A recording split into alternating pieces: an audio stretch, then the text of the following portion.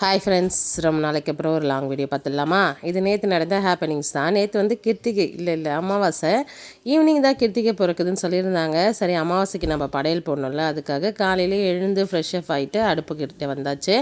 நைட்டே வந்து மித்த வேலையெல்லாம் முடிச்சு வச்சாச்சு. அடுப்பு துடைக்கிறது, வீடு துடைக்கிறது, விளக்கு தட்டு விளக்குறது இதெல்லாம். அதனால் காலையில் எழுந்தோடனே சமைக்கிறது தான் டேரெக்டாக. யூஸ்வலாக எப்போ படைக்கிற நாள் வந்தாலும் இந்த மாதிரி தான். நைட்டே மற்ற வேலையெல்லாம் முடிச்சுட்டு காலையில் சமையல் மட்டும் செஞ்சு படைச்சிட்டு போனால் தான் ஆஃபீஸ் போகிறப்போ கரெக்டாக இருக்கும் டைமு.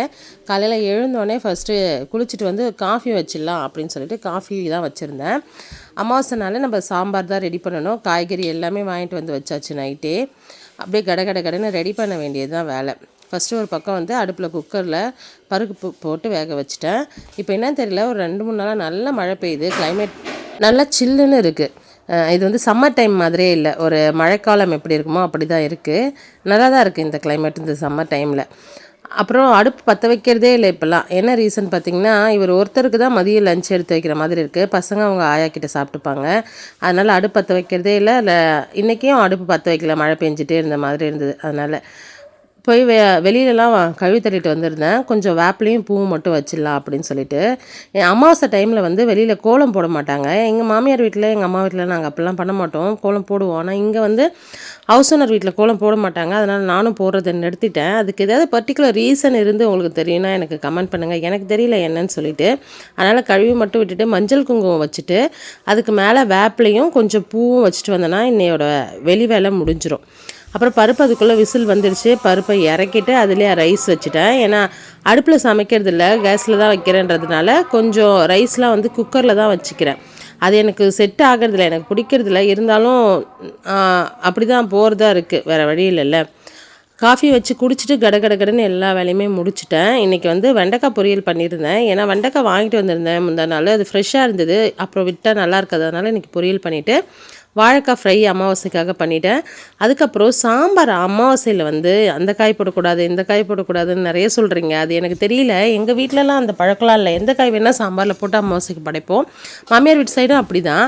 அது மாதிரி தான் இன்றைக்கி நான் கத்திரிக்காய், மாங்காய், முருங்கைக்காய் போட்டுட்டு அகத்திக்கீரை போட்டு சாம்பார் வச்சுருந்தேன். அதுக்கப்புறம் ரசம் வந்து அமாவாசையில் கம்பல்சரி.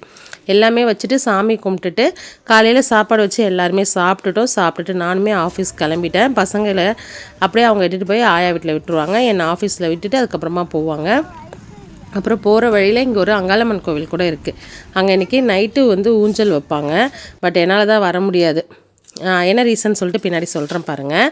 ஆஸ் யூஷுவல் போயிட்டு ஒரு கப் காஃபி, அப்புறம் மோர். கொஞ்சம் மீட்டிங் போயிட்டு வரதுக்குள்ளே மோர் வந்து அடியில் படிஞ்சிருச்சு, வெறும் தண்ணி மட்டும் மேலே இருந்துச்சு. ஆனால் குடிச்சாச்சு.